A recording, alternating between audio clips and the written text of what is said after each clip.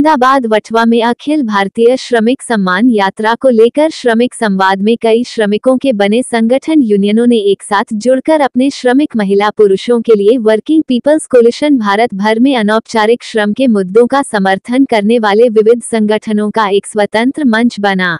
आजीविका ब्यूरो के सहायक नजीर खान पठान ने बताया कि कन्याकुमारी से कश्मीर, गुजरात से उत्तर पूर्व पश्चिम बंगाल से दिल्ली, तमिलनाडु, पुडुचेरी, तेलंगाना, आंध्र प्रदेश, कर्नाटक, महाराष्ट्र, गुजरात, राजस्थान, यूपी, एमपी, छत्तीसगढ़, बिहार 26 जनवरी से 25 जनवरी तक देश के प्रत्येक राज्यों में सभी श्रमिकों के लिए न्याय, सुरक्षा और सम्मान के लिए अखिल भारतीय श्रमिक सम्मान यात्रा निकाली गई है, जो गुजरात से बढ़कर आगे उत्तर पूर्व जाएगी। यह यात्रा 12 राज्यों में से गुजरेगी। अंत में दिल्ली में 25 फरवरी 2025 को जंतर मंतर पर यात्रा का समापन के साथ धरना प्रदर्शन से अपनी मांगों को लेकर भारत सरकार और राष्ट्रीय नेताओं के समक्ष करेंगे मांगे। कार्रवाई योग्य प्रस्ताव और समाधान प्रस्तुत किए जाएंगे।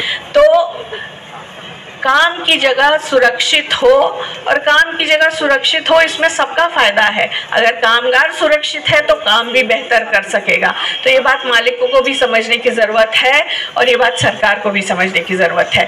और ये सरकार ने कानून ला करके जो श्रमिक काम कर रहे हैं असंगठित क्षेत्र में, उन सबके काम की जगह सुरक्षित करनी चाहिए।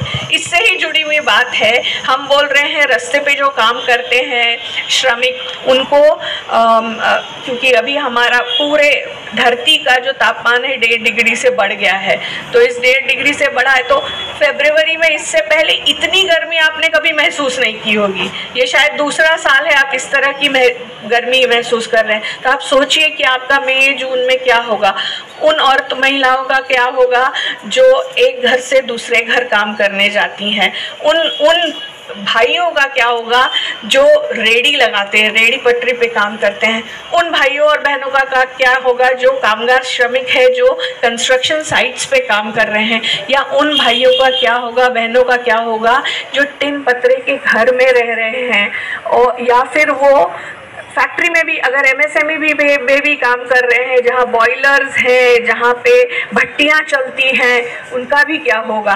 तो हमको बहुत ध्यान देने की ज़रूरत है कि ये डेफिनेट डिमांड है कि जितना रहने के लिए ज़रूरी है उतना वेतन तय होना चाहिए। एक बार वेतन तय हो जाता है उसके बाद उसका रिवीजन नहीं होता है। महंगाई बढ़ती जाती है लेकिन उसका रिवीजन नहीं होता है। वो स्किल्ड लेबर के लिए इतना, अनस्किल्ड लेबर के लिए इतना, वो उतना ही रह जाता है। ऐसे नहीं, उसको बदलने की ज़रूरत है और वो मिलने की ज़रूरत है।